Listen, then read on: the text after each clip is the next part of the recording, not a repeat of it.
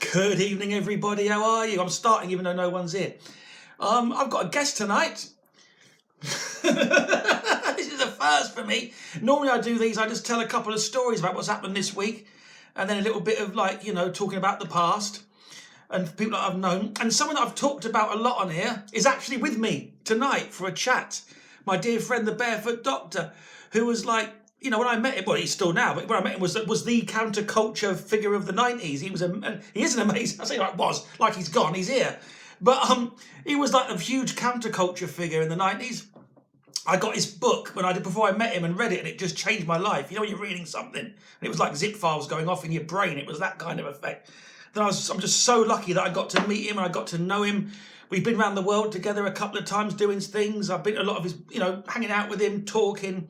All sorts, so wise. He's an expert in pretty much every religion there is, but particularly Taoism, and a bit of radical psychotherapy, if that's your bag. Very radical. We're going to get into a bit of that, bit of the old mental health. We can get some weird stuff. We're going to rip open a portal in the fabric of reality tonight for a deep dive into Taoism and madness and mental health and anything else we can think of, possibly the current scene, what's going on in the world. Who knows where this is going to go? But I'm pleased that you're here. Please welcome my special guest for the evening. Somebody give me a talk show. Please welcome my special guest for the evening, the Taoist thunder wizard himself, the Barefoot Doctor, everybody, Stephen Russell. Here we go. I better move myself into shot. Let's get into shot. This is how it works here. It's low tech here at Buckler Studios.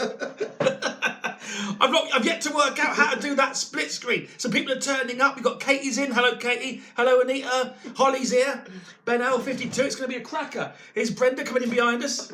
Hello, my friends. Brenda, you're live to the internet. Hello, internet. This is Brenda, the housemate, who's come down to smoke a cigarette and didn't realise that I'd turned her front room into a studio.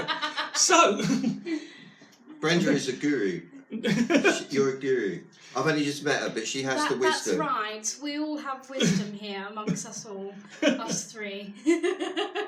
See, that was a very guru-ish wise thing to say, was it not? That happened. Yeah. Sweet. So, where do we start? What are you up to, Doctor?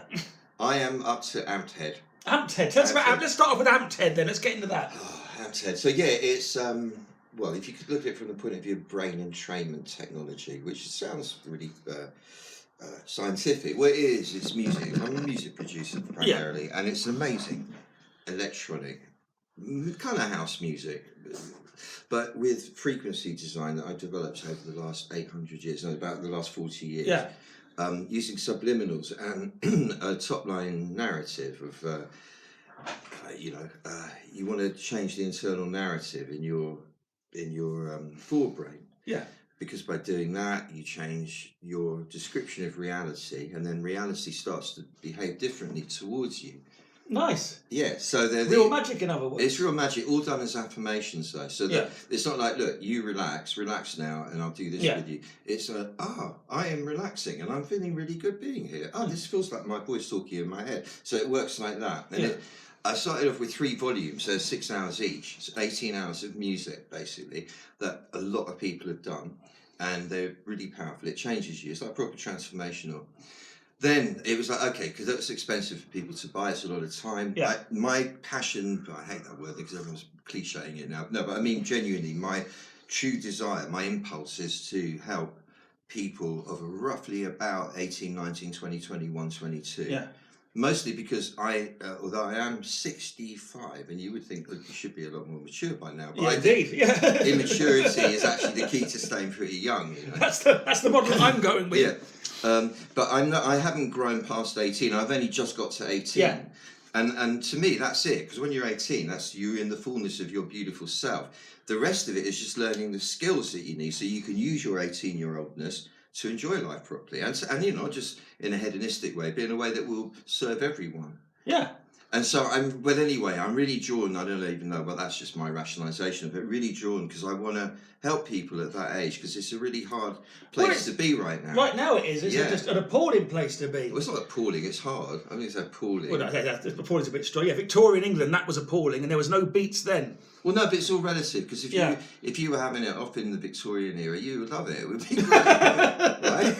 That's always the fantasy. I always think if I was born in Victorian times, I'd be like Sherlock Holmes swanning about, as opposed to a gutter snipe desperately busking in the corner of Piccadilly.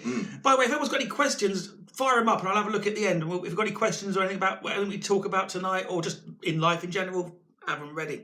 But I've seen you do this live with this thing in club sets when you've been DJing. Yeah. And you've kind of, it's almost like free drugs almost. Like you've guided these young people into a very healthy, happy state. And you've done it just with language and with beats and with tunes. Well, doing it. So anyway, so after the volumes, I've now created nearly 200 of what I call microdoses, which are 3-minute tracks, to go out on general release so that you get them like you would any other track. iTunes. And everywhere, Spotify and all the whole things, just so they're available for everybody. And we're about to launch the label. It's called Nook Tracks, which is Neural Unlock Key. I'll tell you how that came about, because everything comes about by guidance, right? I live in Spain, in an old 5,000-year-old town, originally Phoenician, on a hill, Andalusia, overlooking the sea, very beautiful. There's no Ibiza stuff going on there. There's nobody showing off or anything like that. No style, in a way, but a lot of emotional intelligence there. And I seek guidance, so I come out of the studio. And I'm thinking, all right, what's the name for the record label? And it says, look, there. And I see in this window, it was like a paint brand or something called Nook. And it went, that's it. I said, Nook. Why Nook? Why stupid name, Nook? It goes, Neural Unlock Key. I was like, yeah. There you go. Nook Tracks is the label. Got an amazing woman running it. And that's starting. And then we'll be doing an app and gigs and the whole thing, you know. So you can do it live? Well, yeah, that's my pack. That's what I love doing. I love doing it live. You know me, I love doing it live. But you're amazing live. I've seen you riff for like an hour and a half straight on like everything. Yeah, I love doing it live. But I mean, it's not because of what. For me, I love the feeling of giving something to people, especially when like I'm giving to you now. I love you, man, and like I give it to you, and to you watching. And the more of us that I'm giving to, and then you get that energy back. It's beautiful doing that. You're a guru, do you know that? Bye, friends. Bye. See you later. Brenda, the housemate there. But that's coming back, because a lot of people watch this, a lot of performers watch these. Also, I've no idea what to target these at anymore, but I get a lot of performers, mainly magicians, stand-up magicians, close-up magicians. And we talk about the tricks and stuff, but I try and get into the stuff behind that, what's actually going on in the exchange when you're doing a magic trick for someone, that idea of, when you're sharing, a moment. Well, I have to say, some of the times that I've been with you when you've been doing magic have been the most exciting and arresting moments of my life, in fact. For real? For real. No, hey. No, you're amazing. I mean, I remember I did a retreat in Oswestry near Wales. The Tai Chi one? Back in the day, or no, in England, in England. Yeah. And there was, I don't know, about 40, 50, 60 people, whatever, there. And then the Saturday night, you did a show. Do you remember? I do. It was amazing. Was that when the mad woman tried to bite my ear off? Yeah. Yeah, that's right. I think it was. No, that was Wales. No. That was Wales. Yeah, no, this was, and you like made things appear under people's seats and stuff that were ages away from you. And I don't know how you did it. It was amazing. It was amazing. Oh, I've got my methods. Yeah, you got your methods, and it's just that a suspension of belief, the suspension of normal reality. Yeah. Because I don't want to know how you do the tricks. It's fascinating to me though, that moment of how that thing. Yeah. I love that feeling. That's what me and my friend Ben talk about this a lot. Ben he's a sleight of hand artist. Yeah. He's known to the people on it. But he's got this ability to create that sense of there's tricks happening. He's not got powers, but nor have I. But thank you. If I have any powers, they're in performance. But it's the idea of hacking reality so that you edit out of people's perception the bit where the thing happened. Yes. So their perception is that they've seen magic. They've seen the card change. They've seen the card appear somewhere impossible. Yeah. Because what's actually happened is I've done something and I've managed to hack out the bit where the mechanics took place. It's no different from creating a musical track, because you're creating an illusion. You're creating a universe out of digital sounds. It's an illusion, Yeah. It's exactly the same in a way. But I've seen you do that to a room when you're performing your stuff. You kind of create the genuine felt sense that the space you're in is magical. Well, it is, isn't it? Because it is. Yeah, one of the things that I'm using a lot, because this is in one of the AMP volumes, is it's a miracle. Everything is a miracle. Right. And if I start to remind myself, this is a miracle that I can think, speak, talk, look at you be there, you're a miracle. Life, look at this is a miracle. The fact that there's anything, this is a miracle. And the more I think that, the more kind of miraculous stuff starts happening. Yeah. Because you get into a miracle mindset. It's a miracle. But you do get, like, because I mean, you're the right side of 800 years old. Of 800 years old. But you're the right side of mad. Like, it's not literally just, if I sit in a room and think about a car, it will appear. It's not that kind of demented. But it's, you have magic. You create things, and those things lead to other things. It's like living in almost like a magical space, but you're still creating stuff practically. Am I making sense? Yeah, like I do my best. The tunes and the thing and the books and the, yeah, there's making something out of nothing. Yeah, and then. But I do feel that with that, it really feels my experience of it is that something's coming through that I'm serving, and when I'm making music, there's a committee that I don't get into really getting into describing it to myself, because I think that would be just rude. You don't want to pry. They're just there. I can feel them as like maybe a couple of producer people, a couple of I don't know, a guy that I know, one of the guys that is there, because he bequeathed me some frequencies and a guitar when he died. Yeah. And I know that I can feel them there, and they go like, okay, it's that preset on that synth there, and I go to it, and it is. It's like, wow. Okay, and then and a track's done, and it's like, how did that happen? Wow. Yeah. And it's funky and it's cool. It's like, ooh, and it's like I'm following guidance. Yeah. That's what, because a lot of people that come to these, it's about, hey, Craigie, come. A lot of people that come to these, it's about, what I talk about is the creativity and where ideas come from. Yeah. And this idea of and you've got some superb techniques for tuning into the I always end up just pointing back there, but the great invisible thing where and so have you. Thank you very much. It's like without getting too mental, but like the idea that, this cup started out as clay, and that clay was moulded by hands, and those hands were connected to a brain where the idea of the cup was. And then you keep going back and back, well, where did the idea to make the cup come from? And it just sort of popped into the guy's head. But where's that invisible space that it popped from?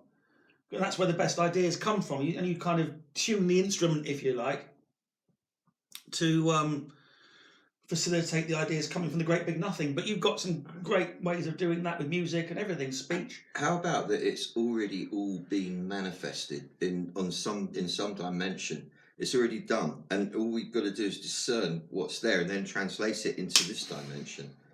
It feels like that. It feels when I'm doing it sometimes, I'll be when I'm writing a show particularly, I'll kind of feel like the show's already been written somewhere, and I'm just downloading it. As best you can. And my job is to get out of the way. Yeah. You know what I mean? Totally. Because most of my shows now are quite spontaneous, but when I try and write something, that's how I kind of go about it. Yeah. As best I can. And then what we do, we all of us, we craft. That's our job, is to craft what comes through us as best we can into something that will resonate with other people. Yeah. To help. Yeah. For me, it's to help anyway. It doesn't have to be to help, I suppose. It could be for anything, really. But for my thing is, and I think with you, it's to help, because you want to make people laugh and feel happy and feel the wonder of life, don't you? I do. Yeah. I do. Yeah. Ultimately, and make a few quid out of it.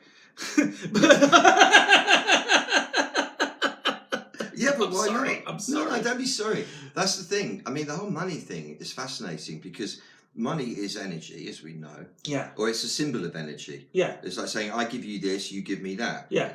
On this piece, and that is, and it's something that everybody thinks of as the real world. You don't get much more real world than money. No. Right? And money doesn't actually exist. It's just an idea that we pass around between us. Yeah, these pieces of paper that have no value apart from the value that we've all decided that they've got. And it's not even pieces of paper anymore. No, it's numbers on a screen. Yeah. And so what I'm thinking is really the paradox is that that's what is the symbol of the real world. In fact, it's completely imaginary. It's not real at all. But we make it real, and that's part of the magic. This imaginary substance, we can then put this bit of plastic on touch it on a thing, and then we can do something. Yeah. Yeah. Yeah, and we've only got so many dots on the screen to do certain things with. And sometimes more dots than others. Yeah. And it's the times when there's no dots suddenly that it gets really interesting. When there's no dots. When there's no dots left. What happens when there's no dots, Doctor? Exactly. What happens when there's no dots? So then it comes back to the thing that my friend Donovan taught me. Mm-hmm. The Donovan? No, Okay. another Donovan. An old American guy. He goes, I am the king of no matter what. And you know the story of no matter what? The king of no matter what? Do you think they want to know the story of no matter what? Yeah, tell us that. Tell us the story of the king of no matter what. Well, there was a kingdom. Yeah. A magical kingdom somewhere high in the mountains. And they ran out of water. There was a drought on. And the fact was that way up the mountain where the spring was that the water came from was, as was described, an old hag, a really powerful old witch. She was a real scary old hag, frightening. And to get to the spring, you had to get past her. And the myth was she wouldn't let you. She turned the water off for whatever reason. She sounds lovely. Well, yeah. So the king asked for his bravest knights, and the first knight, the main guy gets on his steed, charges up the mountain, gets to the old hag, and she says, if you want to get to the water, you must embrace me. You must embrace me. And he goes, I will not embrace thee, old hag. And even though he was the dude, she goes, when he flies up the mountain and dies. Right. Next guy gets sent up there. Pretty much the same thing happens. No, I will not embrace the hag, and bang, gets thrown off the side. The third night, eventually there's no more brave knights. This stable boy, kind of 16-year-old, puts his hand out and goes, Sire, I'll go. Everyone laughs at him because he's just a kid. What are you going to achieve? They're desperate, so they let him go. He rides up the mountain. He gets to the witch standing by the water, and she goes, if you want to get to this water, you must embrace me. He goes, not only will I embrace thee, I will kiss thee also. And he snogs her, and she transformed back into the beautiful princess of the king, the daughter of the king, who'd been a spell been put on her to curse. Blah, blah, blah. They go back down totally in love with each other, and the king says to the boy, now you are the king of no matter what. The king of no matter what. Yeah, nice. Because that was the town. So basically what Donovan said, he got stuck in Andalusia, the cab had gone, he couldn't get to the airport, up in this mountain village. Yeah. So his whole plans were going up the spout, and he goes, I'm the king of no matter what. In other words, it doesn't matter. I'm the king of no matter what.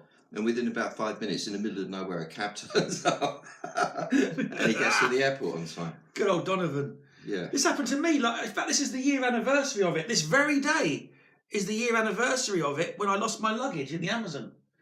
You are very exotic with your stories. I am very. No, I was up. It's what you. No, it's this idea of embracing the Tao, embracing the way, embracing the thing. I went out to the Amazon to join a cruise ship. I got there. My bags didn't. I had to get on the ship. We had to go, so we left without my bags. And with the Amazon, there's nowhere to pick them up. Like most cruise ships, you go to the next port and they send your stuff on. Nowhere to do that. So it's 10 days on this, my Johnny Cash t-shirt, but 10 days on one t-shirt, one pair of trousers, one pair of pants, one pair of socks. And that was it. And I had to do 2 45-minute magic shows as well in the middle of all this madness. And I did it, 10 days. You smell? No, I did not, because it was every night I was in the laundrette wearing this is it, because I decided at the moment it happened, I can either curse the dark or light a candle. And for a good half hour, I cursed the dark. I cursed the guy at the airport. I cursed the gods. And I thought, no, don't curse the dark. Light a candle. Turn it into a positive. I did it on air as a live. I did updates on what was happening. Yeah. But every night. So I borrowed a robe from somebody, so I go to the laundrette at least and wash my clothes every single night. Did the shows did the 2 shows with just relying on wit. And a deck of cards, and that was it. And that worked really well. Oh, because you didn't have any of your stuff with you? No, my stuff. I've got much stuff anyway. I'll do a trick. No, not on here. It won't work. Oh, a quick. So basically, you are in charge of your own. We've got a question. First one in. So basically, you are in charge of your own destiny. Whatever will be, will be. Everything happens for a reason. All that jazz. That's the way that I live. Best way to be. Yes, it is, Craig. Yeah, pretty much.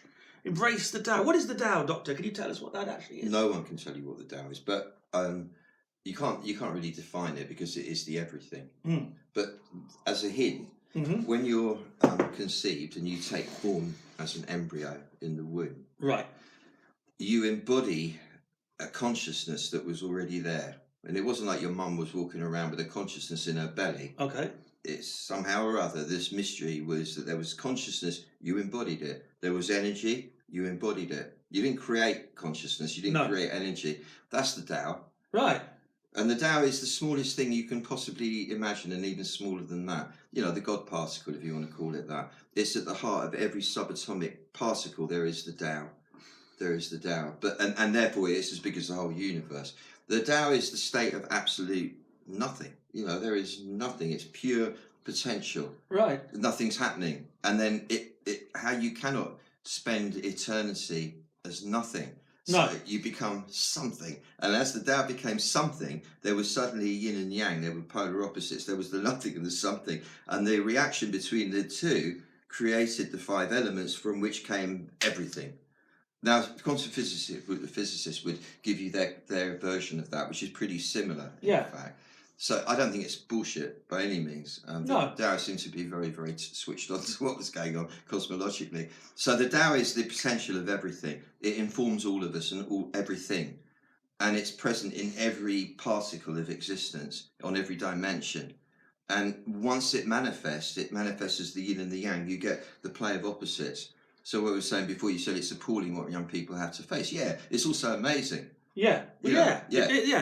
It's like on the one hand, it's hard to be young right now, but on the other hand, they've got the internet, which I never had. Do you know what I mean? Yeah, totally. Like there's good things happening too. It's not just misery and election and Brexit. There's also the interweb. There's more access to information than there ever has been. And to each other. There's this. I mean, I never had this as I'm doing this now at the ripe old age of 46. But the idea that when they won't give you a TV show. You can do your own thing now, though. Like this is, do you know what I mean? I've got a camera in my phone. We can broadcast like we are now. There's good stuff happening too. But everything has this mixture of what you call good and bad. Yeah. Difficult and easy, dark and light. There has to be one to be the other. That's the yin and the yang.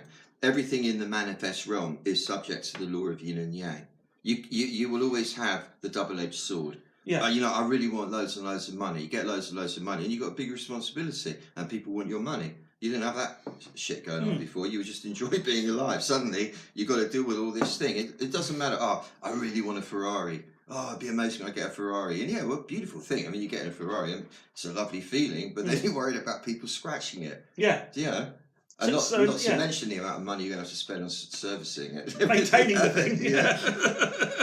Yeah, so I mean, everything. Oh, I really want to be with somebody. I really want to be with somebody. I want to be with somebody. Blah, blah, blah, blah. You meet somebody, you can be totally, absolutely in love with. You then have the responsibility of a person to look after. Yeah. And to make sure that they're okay. And the pain if it doesn't work and all the other stuff. Whatever it is, there's always going to be the both sides to it. It doesn't matter what. The yin and the yang. So the key and this is not my original to me, this is just my study has been. Do you want me to keep looking there? No, I'm looking there to make sure it's still on because it doesn't cut off. I could look there. I look weird though when I'm looking at me and I look really weird. I can't look at myself, but I'm looking to make sure we're still connected. That's all. Good. And I'm just doing it because you're doing it anyway. Yeah. That's herd bonding, right? Yeah, absolutely. Yeah. We copy each other. The Taoist wisdom is, and this is what I've spent my life interpreting and trying to explain to myself primarily, and then to everyone else. We are originally in our back. We're born, when we take form in the womb. Yeah. We're a spine. A spine. And we, on a cellular level, we grow from the spine outwards. So the original self is actually the spine, and when you think of it, your backbone is the main kind of solid. The main hub. Yeah, it's the core of you on a physical level. And when we're born, we're in there, usually up to the age of 3, 4, before you start school. And you have to interact with the outside world in any big way. Ideally, you will be in your back most of the time. Right. As soon as you go to this alien culture of school, however lovely it is, and you have to perform in some way to fit into a system, even if it's a very loose, kind of modern, nice, happy system, you're performing, and it draws you forwards because your sense organs perceive everything going on in front of you. Right. And because it's very exacting, challenging, exciting, intriguing, you come forwards to meet it, like a novice driver sits forwards near the windscreen. Yeah. And what that does is, let me explain now. Yeah. Significance of that. The front of your body is where the front of the brain is where you project the story that you've got that describes life to yourself. Right. You pick this story up when you're a tiny kid, so you don't know much about anything, so it's all mixed up nonsense mostly. It's fed to you through religious training, school training, parental training, whatever it is, language, stories, all kinds of stuff. You create a story to describe reality to yourself. Right. And that goes on in the front of your brain. You react to the story you're telling yourself because you're not seeing reality. You're seeing, like a monster instead of your mother, or no, instead of your dad walking in the shadow of the room and he looks like a monster, whatever it is. You get scared of what you're imagining rather than what's actually there. Or you'll get happy about sort of like something that you're fetishizing, like your milk bottle or your teddy bear or whatever, thinking that is really making you happy. In fact, it's just a bit of old, soft, cuddly toy nonsense. Yeah. So it's all about stories, right? And you react to the stories in your belly. So there's all this thing going on in the front of the body, this feedback loop from the front of the brain down to the belly. There's also all your organs working all the time. They're all in the front as well. Plus, the front is exposed. The belly is soft and open. The face is really vulnerable. The throat is vulnerable. The groin is vulnerable. And when anywhere is vulnerable, it's insecure. So the atmosphere of the front of the body and the brain is one of insecurity and noise and activity and illusion. Lots of illusion. Wasted energy about illusion. And when you've been drawn forwards, because of you're seeing everything going on in front of you, come forwards to meet it. Yeah. And around about the age of 5, you're usually pretty much stuck there in the front of your body. You are then insecure, noisy, kind of in a kind of a mad feedback loop of imaginary stuff that isn't really happening. What do they think of me? Oh, they don't like me. You don't even know if they like you or not. Yeah. He thinks I'm this or that. All the projection that people do. Christ, you get that in the magic world like you wouldn't believe. We get it. Look at the whole. Well, the real world. Yeah, the real world. Yeah. What's real about you anyway? Yeah. And that's the point. It's not real. It's all imaginary. It's all a story that everybody has running, and everybody's story somehow mysteriously fits together. I mean, look. We're in England now. Very, very hard to argue with that. Impossible. We're in England now. Well, we're not really. I mean, that's just a story. What we are is on a bit of land that the sea hasn't come over yet, basically. Yeah. And so we call it England. It's got all these customs. Oh, that's what it means to be English. It's not. It's just stories. The logo is a flag. The jingle is the ident, if you like, is the anthem or whatever. Yeah. It's a story. But we believe it really, really strongly to the point people will kill for it. And then we live through our story. So, that's where most people are in the front of their bodies pretty much most of the time. Being prey to the yin and the yang of it all. So when it's going bad, it's like, and when it's going good, it's like, yeah, but it's really quite a painful reality. Hence why people are numbing themselves with antidepressants and all the other shit that people are putting down, and screen addiction, everything. Well, so the Taoist thing is that I'll calm down. Yeah. The Taoist thing is that that's fine. You want to have fun in the front of yourself, go ahead. However, if you learn to sit in your back, you get a totally different experience because the back, there's nothing going on in there. It's pretty solid. It's well protected. The muscles are really strong. The spine is there, and it's silent and still. So when you sit in your back, you become silent, still, strong, and solid, and constant. You're no longer prey to the yin and the yang of it all, because in the back there's just the original self, the subconscious mind, if you like, the hunter-gatherer brain that's just sitting there looking. It's not involved with stories. It's just sitting, being, and in being feels delight, an innate, natural delight. Even if it's shitty what's going on, it's still like, wow, this is exciting, isn't it? I'm alive. I've got the gift of all gifts. And there's no, I don't care if it goes this way or that way. Obviously, it would be nicer if it was sweet and not horrible. But I know, because of the yin and the yang, that if it's nice now, it will be horrible tomorrow. And if it's horrible now, it'll be nice tomorrow. Yeah. And it keeps swinging around. So there's no point avoiding this or wanting that. It all arises and it passes away. Nothing is permanent. Nothing is. And so if you learn to sit in your back, all the time and observe your thoughts, observe your feelings, you then have the agency to be in command of it all rather than it being in command of you.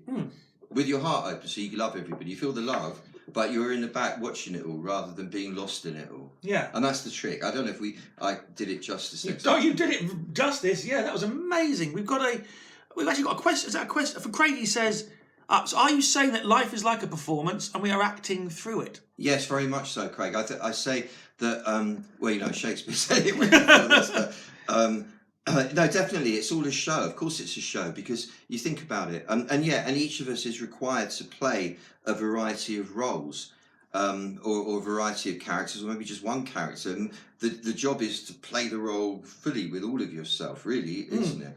And if you think about it, when, you know, if you open up a hotel, the lobby of the hotel looks really, really grand and everything, and the bedrooms are all done nicely. What you don't see is the effluent moving through the pipes. Yeah. What you don't see is the chambermaid and the messes you must say, cleaning technicians. Yeah, the cleaning technicians. And the mess that the people leave behind for them to clear up, for example. And it's the same with us as people. You don't go around, you know, exposing all your complexes to people. You don't go around exposing all your insecurities. You walk around doing a show.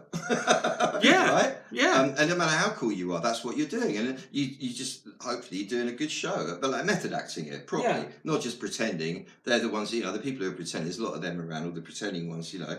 That's, to me, is a bit mediocre. You want to do good method acting like you do. I try my best.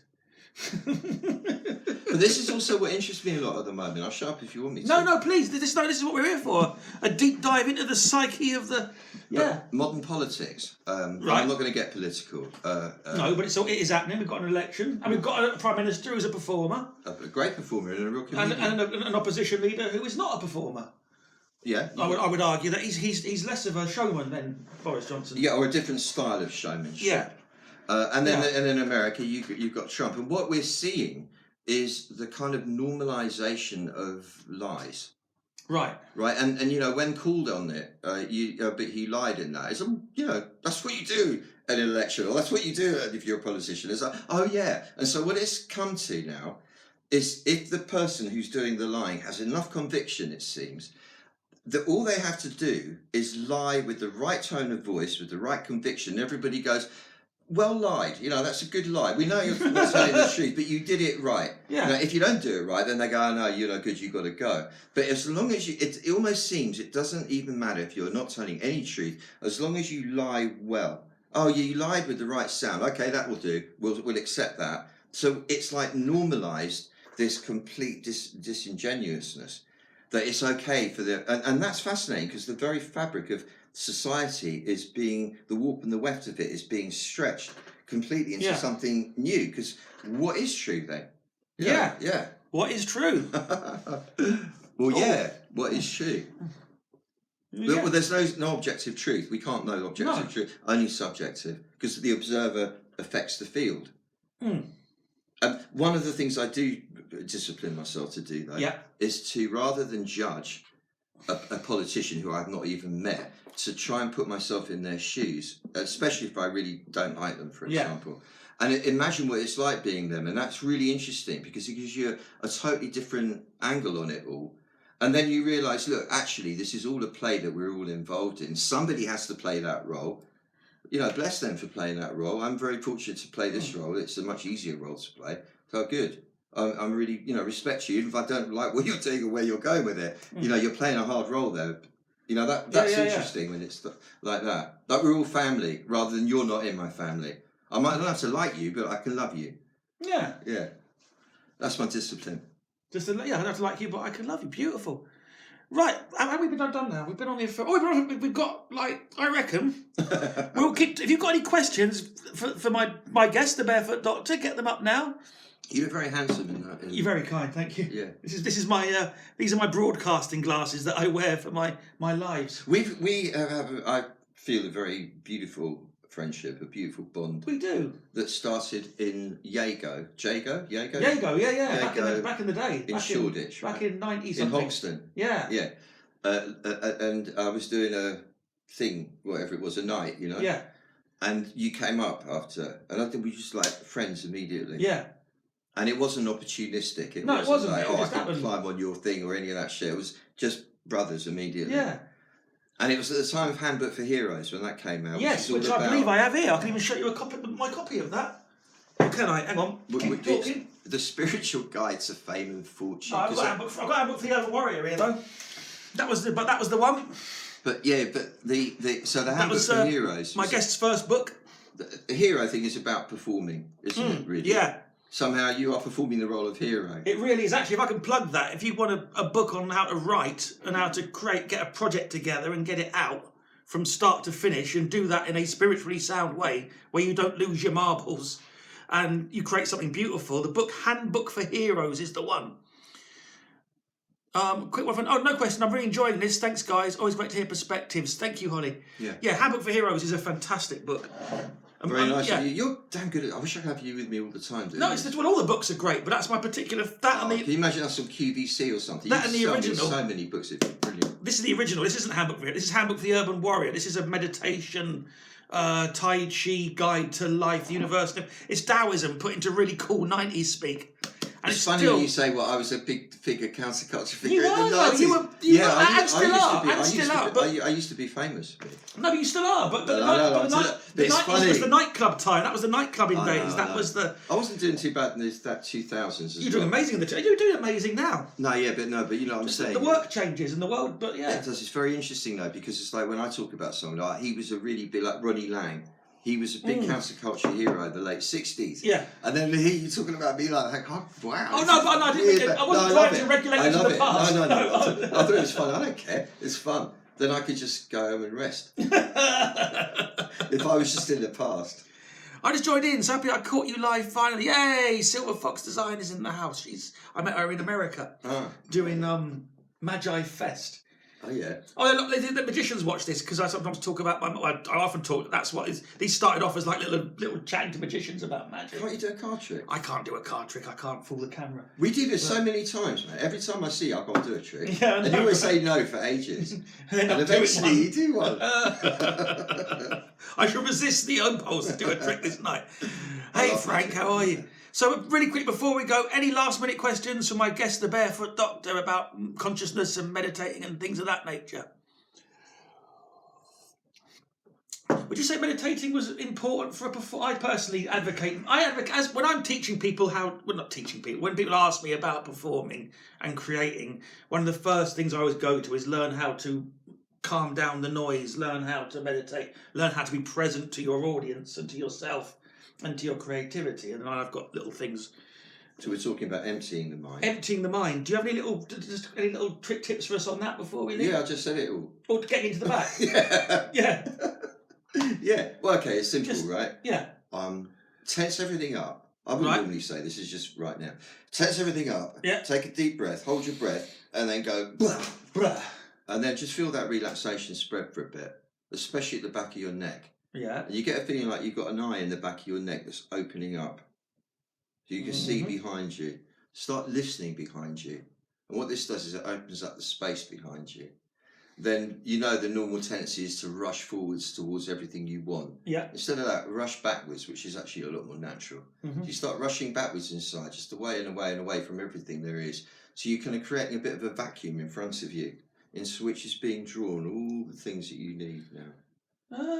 Right, so as you move backwards and backwards away from all objects of desire or aversion, you breathe slowly, you let your heart open in the front, you feel yourself connect to all humankind and all sentient beings everywhere. You allow your love to flow because your beautiful, unique gift, your love, you let it flow. And then from the back of your head, you just gaze through the middle of the forehead into infinity. And as you do that, you just try and discern what your true nature's intention is for the outcome in every situation. So for this one, for example, that everybody that watches this goes away feeling much warmer and bigger and more beautiful about themselves and about everything, and spreads that to other people. So goodness comes from it. So that's I'm feeling good, you're feeling good, that we feel good. No, I can't really put it in words. That's my intention. So you have your intention, you let that inform your heart, and you just sit into infinity. And when you come back, you put your back into it. So you come back with your back put into it, and here you are, and you're just strong and beautiful. There you go. Oh, this is the stuff there. Right, I'm going to end this Taoist deep dive on that while we're all high on nothing, unless there's a question. Just joined in, so I caught you live finally. Hey guys, hey Frank. Handbook for Heroes was the book that I recommended. Yes, Barefoot Doctor has many. Stephen, so but the Barefoot Doctor is how he. Is it still the Barefoot Doctor? Because now they're republished. Is it still? No, now it's Anne Rogers. Anne Rogers. No, is it Stephen Russell or the Barefoot Doctor? No, the Barefoot Doctor. Right. No, but you need to go to waywardpublications.com. That's what I was getting to. Right, yeah. So you can get the Doctor's books now from waywardpublications.com. Wayward Publications, as it's .com. Handbook for Heroes is the one that we were talking about earlier, but they're all brilliant, and there's a wide variety of subjects there. There's meditation books, exercise books, all sorts of stuff. And Amped Head, which we were talking about. Let's not forget Amped Head. That's coming out soon. Is that out now? Or is that out soon? No. The Amped Head volumes are all out. They're amazing, yeah. Okay, so Amped Head, which we can find where? Wayward Publications. Oh, Wayward Publications. Amped Head was the downloads we were talking about earlier, where you get like the tunes, the beats that get you into a nice state, synchronise the hemispheres of the brain, and when you're all happy and dancing, you start getting these lovely positive suggestions that go right in deep. And I have done Amped Head, and it is beautiful. It really is. And the microdoses to follow soon. And that's to follow soon. That's going to be the next thing. But Amped Head got me through many a long flight. Let me tell you, just plugged that in, closed my eyes, got to the other end feeling amazing. So that's it. Thank you for coming to this live session with my splendid guest. A round of applause for the Barefoot Doctor. Thank you. I'll see you on the next one of these. And there you go. Be lovely to each other. Take care. Good night. Thanks for coming.